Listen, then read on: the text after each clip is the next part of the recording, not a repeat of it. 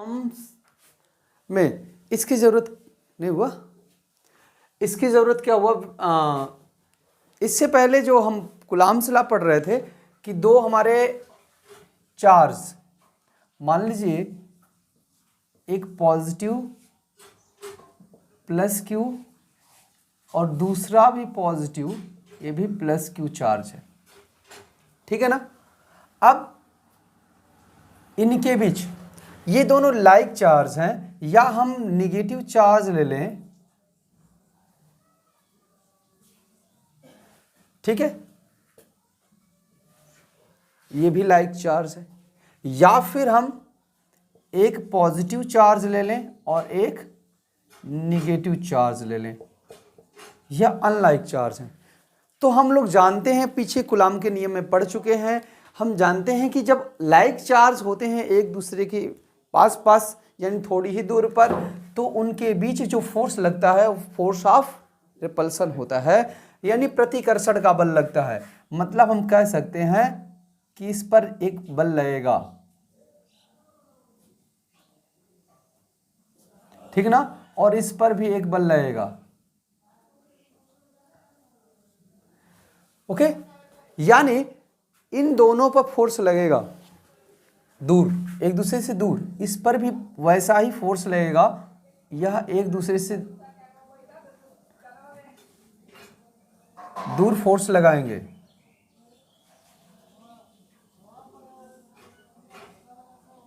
ठीक है।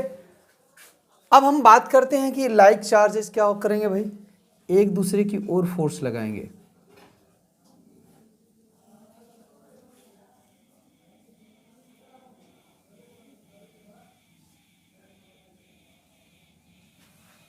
ठीक है। ये दोनों एक दूसरे की ओर फोर्स लगाएंगे, ये अट्रैक्ट करेंगे, यानी फोर्स अट्रैक्शन का फोर्स हो गया। यहाँ फोर्स अट्रैक्शन का है और यहाँ रिपल्सन का है। हम यहाँ पे भी मान रहे हैं कि इनके बीच की जो डिस्टेंस होगी वो कितनी होगी, r। इधर भी डिस्टेंस कितनी मैंने माना, r, और यहाँ भी डिस्टेंस कितना माना, r। इतनी बात समझ में आ रही। इनके बीच जो भी मैटर या भरा हुआ है उसको हम वैक्यूम कंसीडर कर लेते हैं। इनके बीच वैक्यूम या एयर है, मतलब यहाँ इनके बीच में हवा या निर्वात भरा हुआ है। ये जो खाली जगह है इनका, ये यहाँ से यहाँ के बीच में हवा और या फिर निर्वात हो सकता है, मतलब कोई और माध्यम, कोई और मीडियम नहीं है। इस कंडीशन में हम कूलम्ब के नियम के अनुसार अगर फोर्स निकालते हैं, कोई भी फोर्स निकालते हैं, मान लो इसका नाम हम Q1 कहते हैं, ये Q2 है, ये पॉइंट 1 है, एक पॉइंट और दूसरा पॉइंट, यहाँ पे Q1 Q2, ये पॉइंट 1, ये पॉइंट 2, ठीक ना। यहाँ भी Q1 और यहाँ पे Q2, ये पॉइंट 1 और पॉइंट 2। तो हम ये कंसिडर करेंगे कि मान लेते हैं कि दो पॉइंट 1 और 2 हैं और इनके पॉइंट 1 पे एक चार्ज रखा है Q1 और पॉइंट 2 पे चार्ज रखा है Q2। वो चार्ज कुछ भी हो सकते हैं, लाइक चार्ज भी हो सकते हैं और अनलाइक चार्ज। अगर वो लाइक चार्ज हुए तो उनके बीच रिपल्सन का फोर्स लगेगा और अनलाइक चार्ज हुए तो अट्रैक्शन का फोर्स लगेगा, यानी यहाँ पे ये रिपल कर रहे हैं।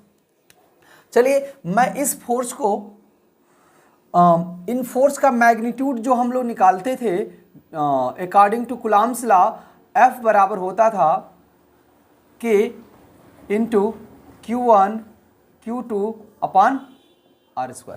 This K is called constant. इस K को हम कह सकते हैं इलेक्ट्रोस्टैटिक्स कांस्टेंट, या इसको कूलम्ब कांस्टेंट भी कहते हैं। क्या बोलते हैं? कूलम्ब कांस्टेंट,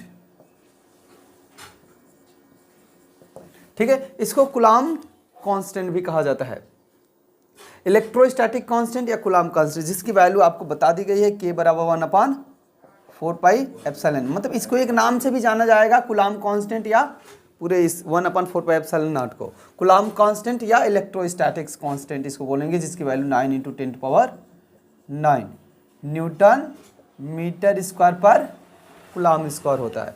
ठीक है ना, ये मैग्नीट्यूड है, this is the magnitude of the force.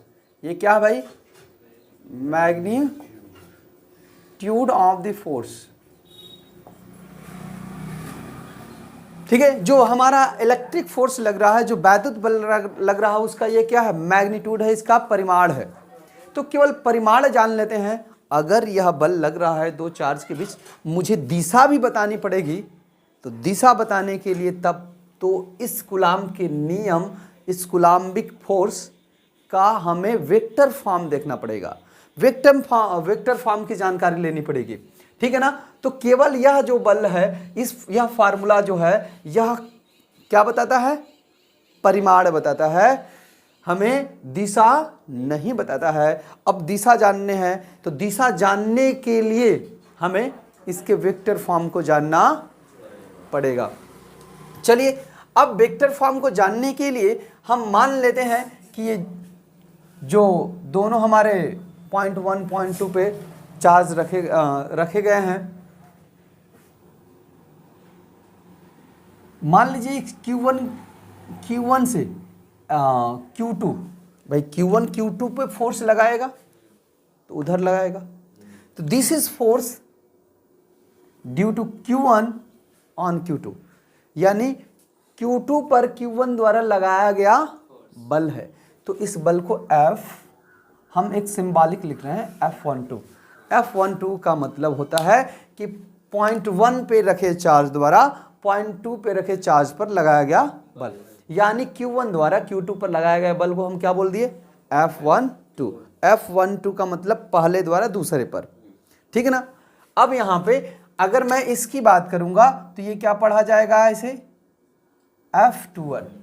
That means Q2 द्वारा Q1 पर लगाया गया फोर्स।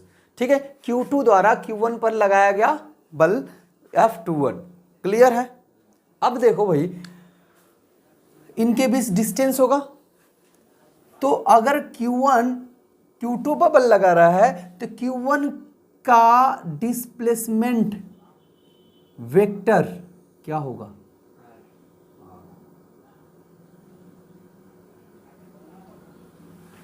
इस Q1 का डिस्प्लेसमेंट वेक्टर क्या होगा, किसके रिस्पेक्ट में, अरे Q2 के रिस्पेक्ट में ना। इस Q1 का एक डिस्प्लेसमेंट वेक्टर मैं खींचता हूं ऐसे, इसको डिस्प्लेसमेंट वेक्टर। ठीक है, ये क्या है, डिस्प्लेसमेंट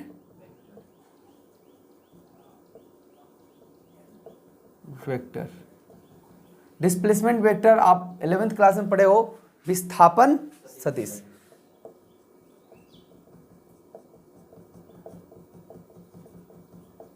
ठीक है, ये विस्थापन सदिश है किसके द्वारा भाई, Q1 का विस्थापन सदिश किसके सापेक्ष, Q2 के सापेक्ष। किसका है, Q1 का, यानी Q2 के सापेक्ष Q1 का विस्थापन सदिश है, तो इसको हम क्या बोलेंगे, R21।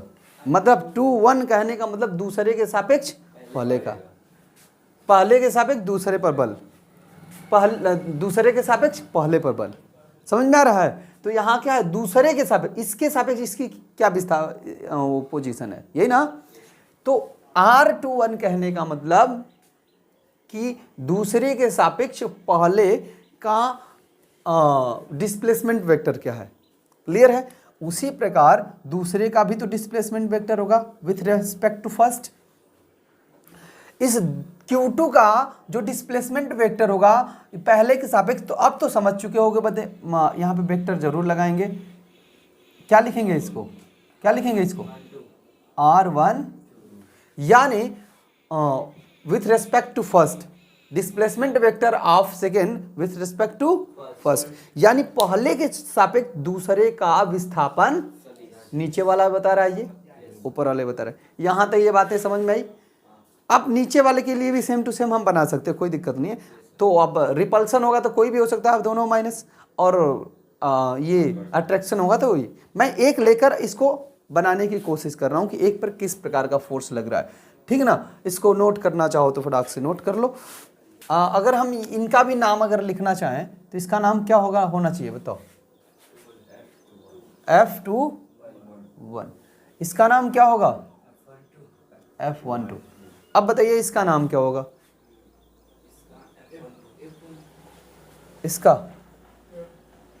इसका नाम F12 नहीं होगा, F21 होगा।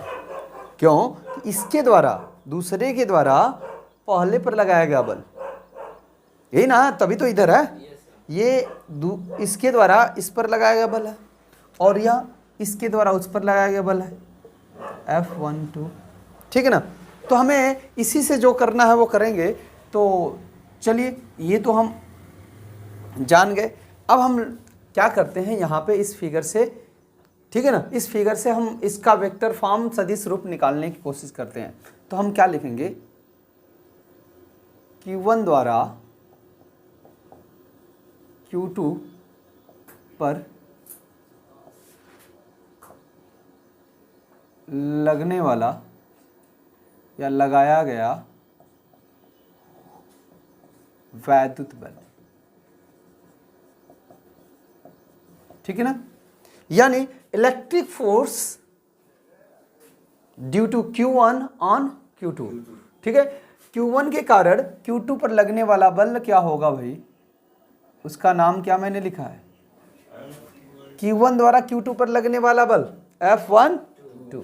F12 इक्वल टू, फार्मूला होता है 1/4πε0 Q1 Q2 अपॉन में डिस्टेंस का स्क्वायर होता है।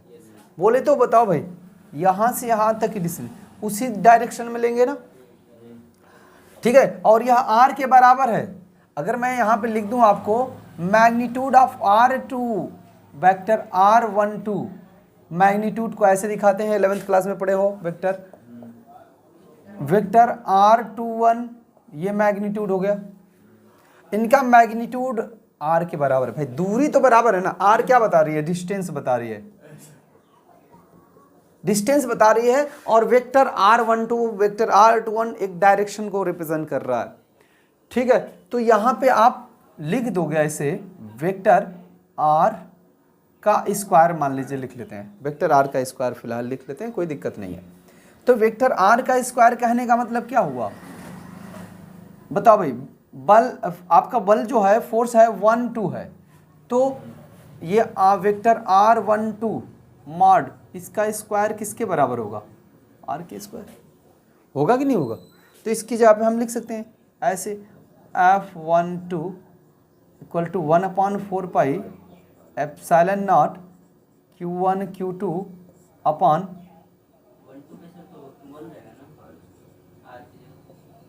क्या,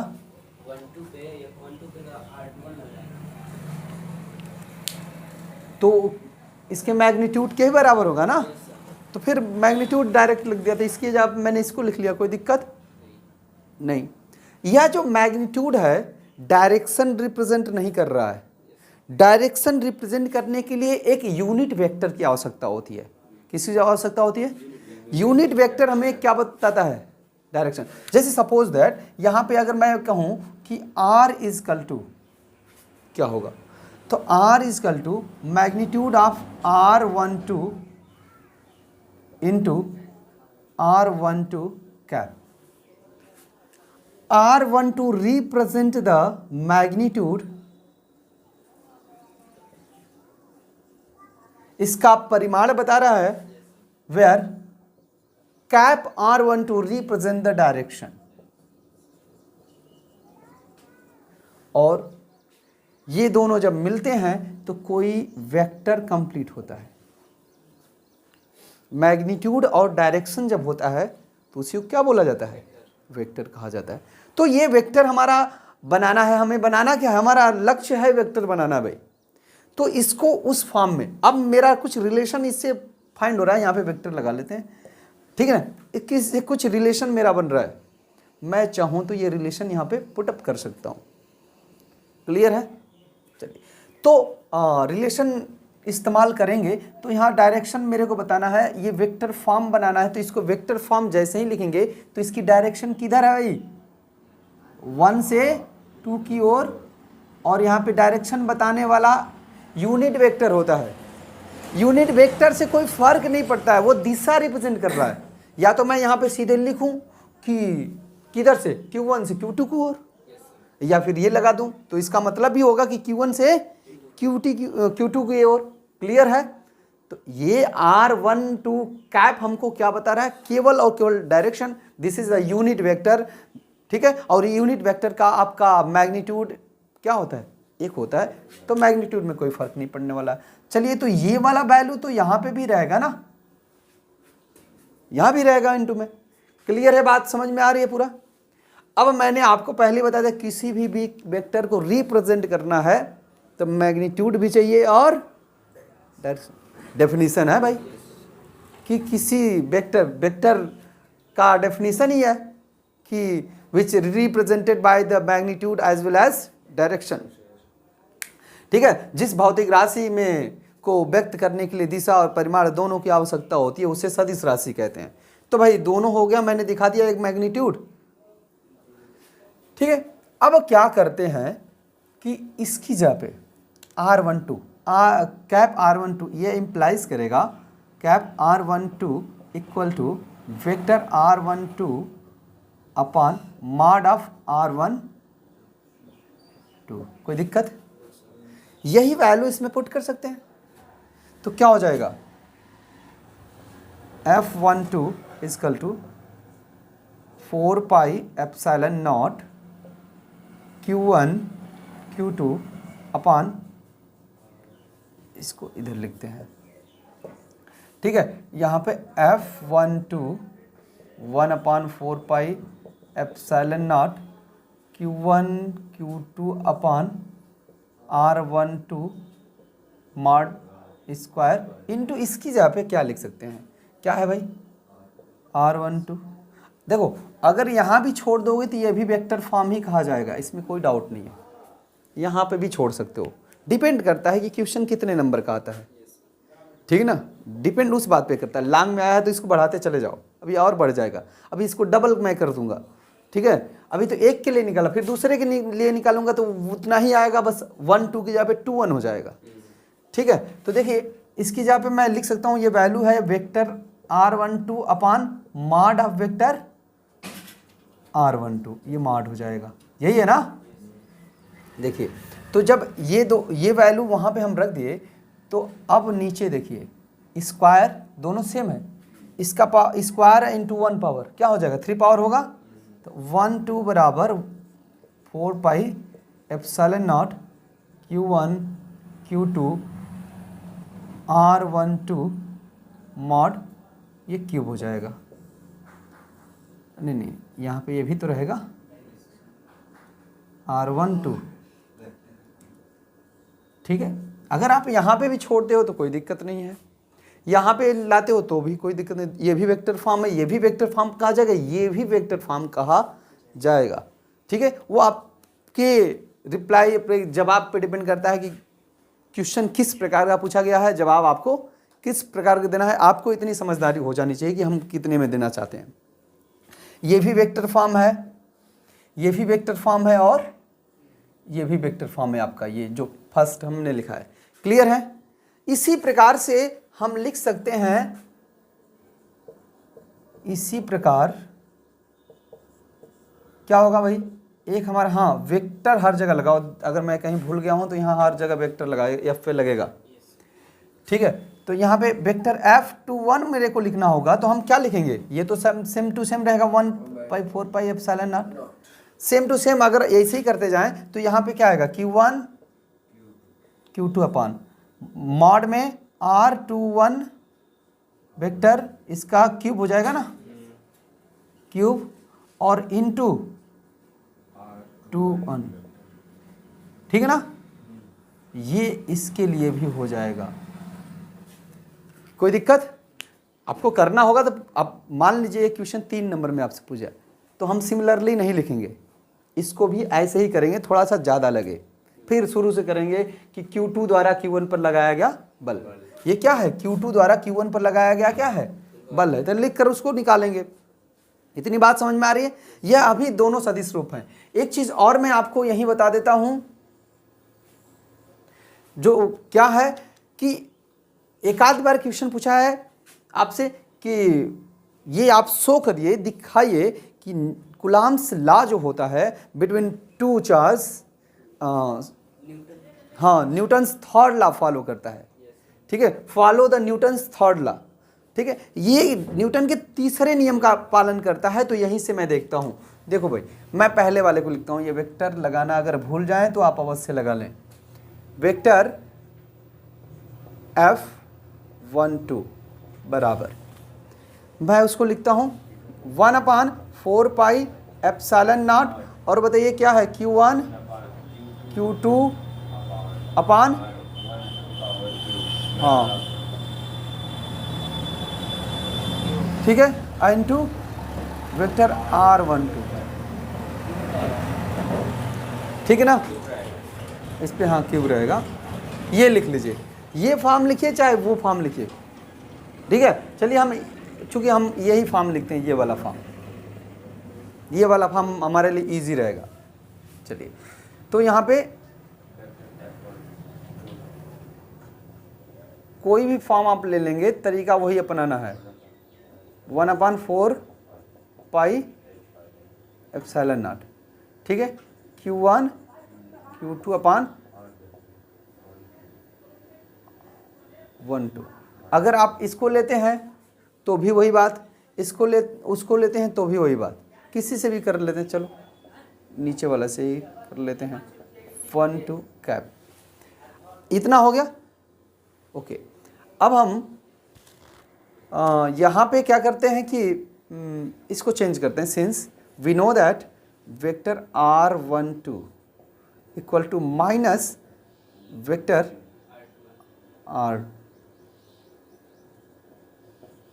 देखिए दोनों की दिशा अलग है, R12 इस डायरेक्शन में तो R21 इस डायरेक्शन में, तो भाई अपोजिट डायरेक्शन में है तो वेक्टर क्या होते हैं, पैरेलल वेक्टर की डायरेक्शन अपोजिट होते हैं, तो साइन कौन सा लगता है, और इन्हें अपोजिट वेक्टर भी कहा जाता है, अपोजिट बनाया भी है, यहाँ पे है।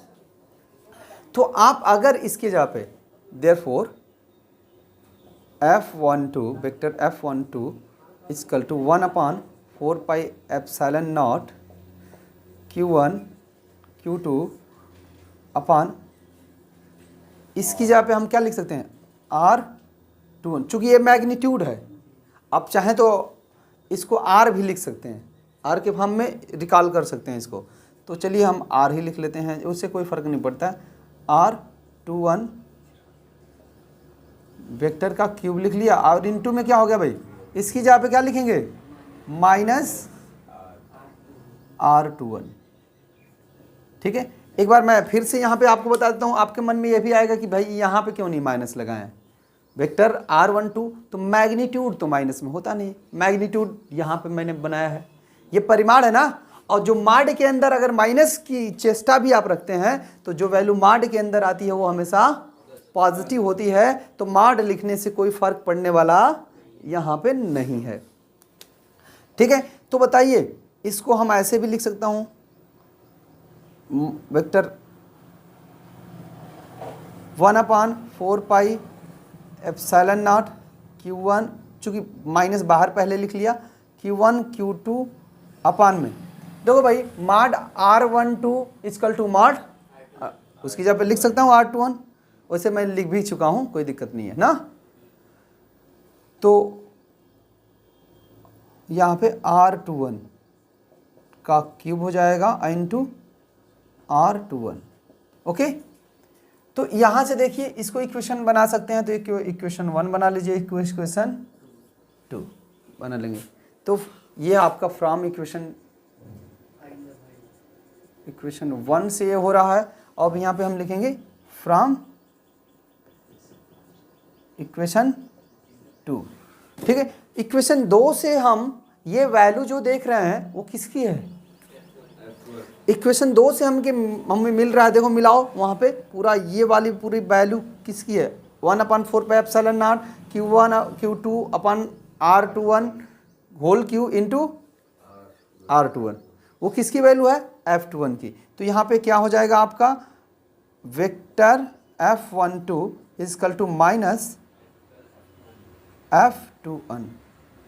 तो मैं यहाँ पे ये प्रूफ कर पाया action reaction law, that is the Newton's third law, ठीक है। Action reaction law, that is third law of Newton, ठीक है, या न्यूटन्स थर्ड लॉ। न्यूटन का तीसरा नियम यह है, तीसरा नियम यही होता है कि ये दो बल लग रहे हैं, देखो दो बल लग रहे हैं, यही दिखा रहा है कि दो बल बराबर हैं लेकिन विपरीत दिशा में हैं। न्यूटन का तीसरा नियम ही है। तो यहाँ पे न्यूटन के तीसरा नियम को भी कूलाम लॉ क्या करता है, फॉलो करता है, होल्ड करता है। क्लियर है इतनी बातें, ठीक है। तो यहाँ पे दो चीज जान गए, पहला कूलाम के नियम का वेक्टर रूप, और दूसरा न्यूटन और कूलाम का जो नियम है वो न्यूटन के तीसरे नियम का पालन करता है, ये हम सिद्ध कर चुके हैं। तो दोनों क्वेश्चन भी आते हैं, आपको वेक्टर फॉर्म भी रिप्रेजेंट करने के लिए आता है और ये थर्ड लॉ भी प्रूव करने के लिए आता है, और दोनों इंपॉर्टेंट क्वेश्चन है, ठीक है ना। तो इसको कर लो ठीक है। तो यहाँ पे इस डिस्टेंस को चेंज कर लेते हैं बस, और कोई फर्क नहीं पड़ता है, क्योंकि जो हम बल लेंगे उसी की डायरेक्शन डिस्प्लेसमेंट होनी चाहिए। हमारा फोर्स क्या है, ये F12, मैंने यहाँ पे F21 लिखा है, तो आपने F12 लिया है तो डिस्टेंस भी यहाँ पे जो होनी चाहिए F12, तो F12 की तरफ कौन सी डिस्प्लेसमेंट है, तो यहाँ पे R21 लिखना पड़ेगा, बस इसको सुधार लीजिए, ठीक है। यहाँ पे भी आपको क्या लिखना पड़ेगा, R21, उससे कोई फर्क नहीं पड़ता है। तो अब देखो भाई, हर जगह मैं बना ही देता हूँ, तो यहाँ पे R21 हो जाएगा, यहाँ पे भी R21 और यहाँ पे भी R21 हो जाएगा। जिस डायरेक्शन में आप फोर्स लेंगे उसी डायरेक्शन का डिस्प्लेसमेंट वेक्टर होना चाहिए, ठीक है। तो ये R21 हो जाएगा, तो यहाँ पे भी होगा R21।